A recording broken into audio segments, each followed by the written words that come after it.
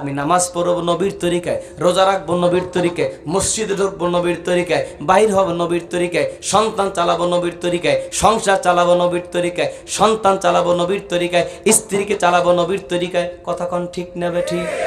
নবী বলেছেন যদি স্ত্রীকে পিটানো লাগে তাও পিটাবা সুন্নাত তরিকায়।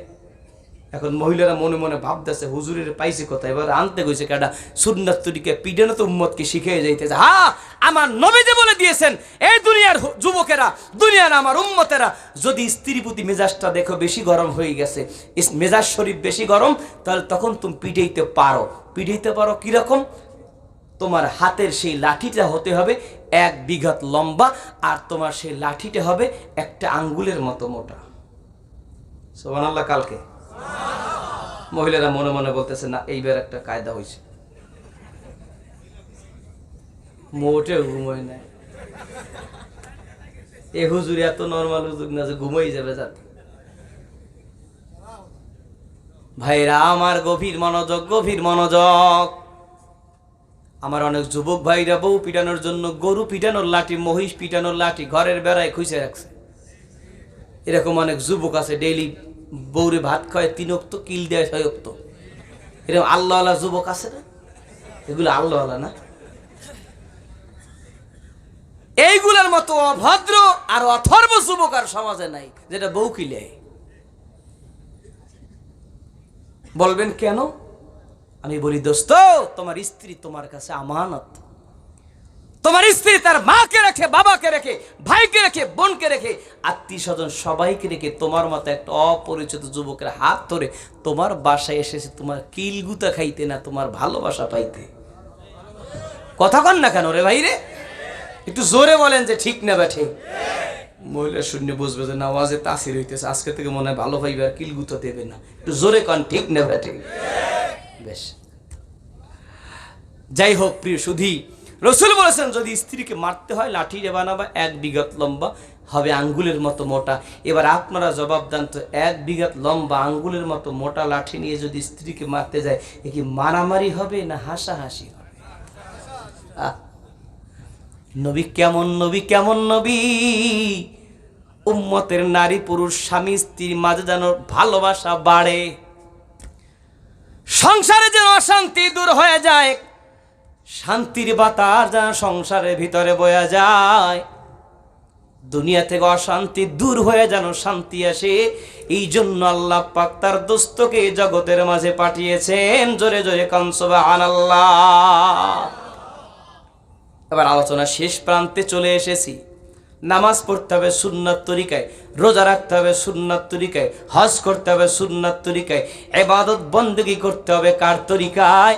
সুন্নাত তরিকায়। নবীর সুন্নাত তরিকায় যদি ইবাদত হয়, ওই ইবাদতটা আল্লাহর কাছে ইবাদত বলে গণ্য হবে। ছোট্ট একটা হাদিস পেশ করে দেই। নবী একদিন মসজিদ নববীতে বসে আছেন, একজন সাহাবী মসজিদ নববীতে ঢুকে 2 রাকাত নামাজ আদায় করলেন।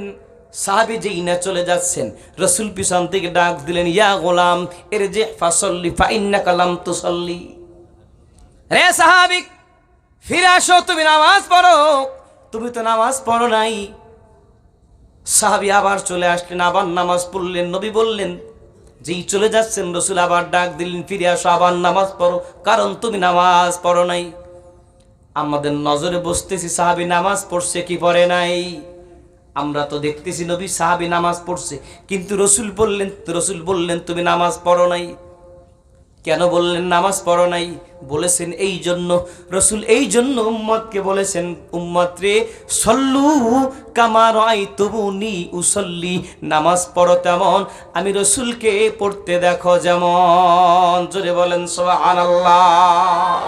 এই জন্য উম্মতের ইবাদত যদি সুন্নাত তরিকায় হয়, উম্মতের ইবাদত যদি সুন্নাত তরিকা হয়, সেইটা হবে ইবাদত। সুবহানাল্লাহ কোন? আর জোরে কোন সুবহানাল্লাহ। আমার ইচ্ছে মতো তরিকায় সুন্নাত হবে না, সুন্নাত হবে নবীর তরিকাটার নাম হবে সুন্নাত। কথা কন না কেন? হক্কানি আউলিয়া কেরাম, হক্কানি পীর মাশায়েখ আমাদেরকে নবীজির সুন্নাত একটা একটা করে শিখিয়েছেন। কথা কন ঠিক? আর জোরে কান ঠিক না ঠিক? আমি অধমটি সারসিনা দরবার শরীফ থেকে আপনাদের এখানে এসেছি। আমার সেই সারসিনা দরবারের পীর মরহুম শাহ সুফি আবু জাফর মুহাম্মদ সালেহ রহমাতুল্লাহ আলাইহি তিনি তার নসিহতের মধ্যে তার ভক্তদেরকে বলতেন, বাবা তুমি তোমার মাথার তালু থেকে পায়ের তালু পর্যন্ত নবীর সুন্নাত দিয়ে সাজাও, তুমি দেখবে আল্লাহ পাক তোমার কলমের ভিতরে, আল্লাহ পাক তোমার হৃদয়ের ভিতরে ইশকে মোহাব্বত পয়দা করে দিয়েছেন।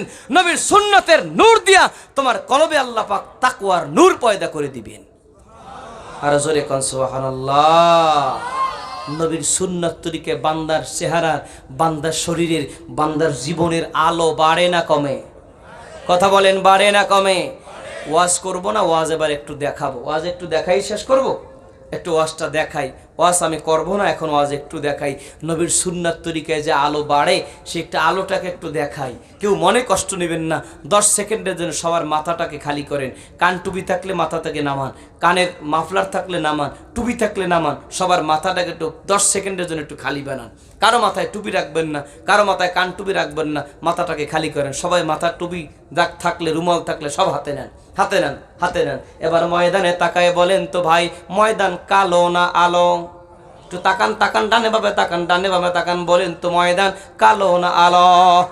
নবীর সুন্নাত তরিকা টুপি মাথায় লাগান, তাড়াতাড়ি মাথায় দেখান, তাড়াতাড়ি মাথায় লাগান।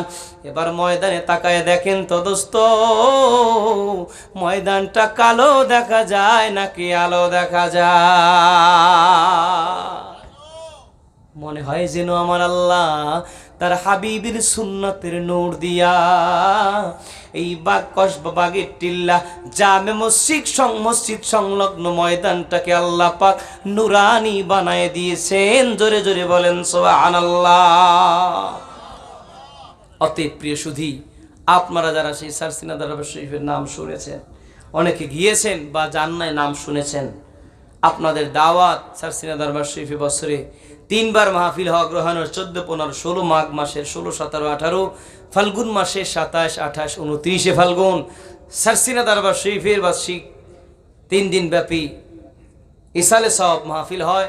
আপনাদের সকলের সারসিনা শরীফের হযরত পীর সাহেব হুজুর কেওলার পক্ষ থেকে আপনাদের কাছে দাওয়াত জানাচ্ছে, আপনারা আসবার চেষ্টা করবেন।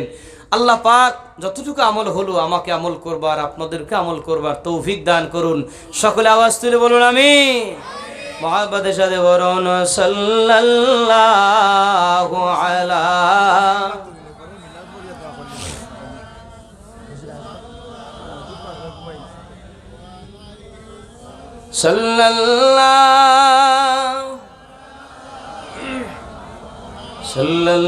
সাল্লাল্লাহু আলাইহি।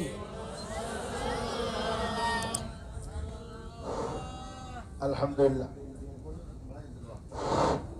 সাবাকল